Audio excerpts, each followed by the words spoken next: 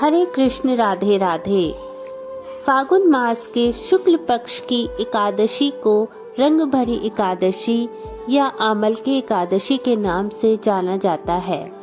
इस वर्ष रंग भरी एकादशी का पर्व 20 मार्च 2024 दिन बुधवार को मनाया जाएगा। इस एकादशी का बहुत अधिक महत्व है। इस दिन भगवान शिव और माता गौरा को अपने गणों के साथ रंग गुलाल से होली खेलते हैं। यह दिन भगवान शिव और माता गौरी के वैवाहिक जीवन में बड़ा महत्व रखता है। इस दिन काशी में बाबा विश्वनाथ का विशेष श्रृंगार होता है और उनको दूल्हे के रूप में सजाया जाता है। इसके बाद बाबा विश्वनाथ जी के साथ माता गौरा का गौना कराया जाता है। मान्यता है कि इसी दिन भगवान शिव जी माता पार्वती जी को पहली बार काशी में लेकर आए थे। इसलिए यह तिथि बाबा विश्वनाथ के भक्तों के लिए अधिक महत्वपूर्ण मानी जाती है। इस एकादशी के दिन भगवान भोलेनाथ तथा माता पार्वती की काशी विश्वनाथ की नगरी वाराणसी में विशेष पूजा अर्चना होती है। इस एकादशी पर भगवान श्री विष्णु के साथ साथ भोलेनाथ और माता पार्वती का पूजन भी किया जाता है। हर साल फागुन मास के शुक्ल पक्ष में रंग भरी या आमल की एकादशी मनाई जाती है। रंग भरी एकादशी के दिन काशी में होली का पर्व शुरू हो जाता है, जो अगले 6 दिनों तक मनाया जाता है। एकादशी के व्रत के दिन ये व्रत कथा अवश्य सुने। इस कथा को सुने बिना एकादशी का व्रत अधूरा माना जाता है। रंग भरी एकादशी की पौराणिक कथा के अनुसार प्राचीन काल में चित्रसेन नाम का एक राजा था। उसके राज्य में एकादशी व्रत का बहुत अधिक महत्व था। राजा समेत सभी प्रजा एकादशी का व्रत बहुत ही श्रद्धा और भावपूर्वक तरीके से किया करते थे। राजा चित्रसेन को आमल की एकादशी के प्रति गहरी आस्था थी।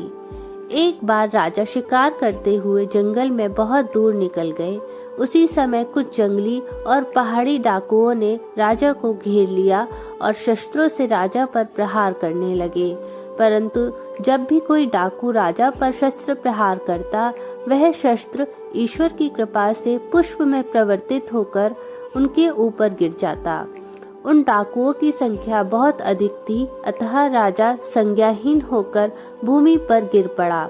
उसी समय राजा के शरीर में से एक दिव्य शक्ति प्रकट हुई और उस दिव्य शक्ति ने समस्त दुष्टों को मार गिराया और वह अदृश्य हो गई। जब राजा की चेतना वापस लौटी तो सभी डाकुओं को मरा हुआ पाया। यह दृश्य देखकर राजा को आश्चर्य हुआ। राजा मन ही मन सोचने लगा कि इन डाकुओं को किसने मारा होगा। तभी आकाशवाणी हुई, हे राजन, यह सब दुष्ट तुम्हारे आमल की एकादशी का व्रत करने के प्रभाव से मारे गए हैं। तुम्हारी देह से उत्पन्न आमल की एकादशी की वैष्णवी शक्ति ने इनका संहार किया है। इन्हें मारकर वह पुनः तुम्हारे शरीर में प्रवेश कर गई।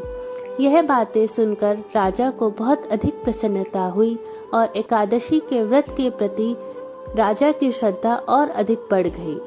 राजा अपने देश वापस लौटा और राज्य में सबको एकादशी का महत्व बताया और इस एकादशी की कृपा से राजा पुनः सुखपूर्वक राज्य करने लगा।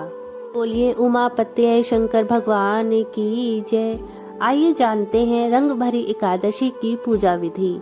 रंग भरी एकादशी के दिन दैनिक कार्यों से निवृत्त होकर स्नान आदि करके पूजा स्थल पर भगवान शिव और माता गौरी की मूर्ति स्थापित करें। अब भगवान शिव और गौरी माता का पुष्प, गंध, अक्षत, धूप, अबीर, गुलाल, चंदन और बेलपत्र आदि से पूजन करें। पूजा के समय माता गौरी को श्रृंगार सामग्री अर्पित करें। तत्पश्चात रंग और गुलाल अर्पित करें। फिर घी का दिया प्रज्वलित करके और कपूर से भगवान की आरती करें। ओम होम जूम सह मंत्र की कम से कम 11 माला का जाप करें। इसके बाद शिव पार्वती श्री हरि विष्णु के मंत्र, स्तोत्र और चालीसा का पाठ करें। रंग भरी या आमल की एकादशी का पाठ सुने और सुनाए। रंग भरी एकादशी के दिन उपवास रखकर एक बार फलाहार ग्रहण करें। जानकारी अगर अच्छी लगी हो तो कमेंट बॉक्स में हर हर महादेव जरूर लिखें। जय श्री हरि, जय लक्ष्मी नारायण।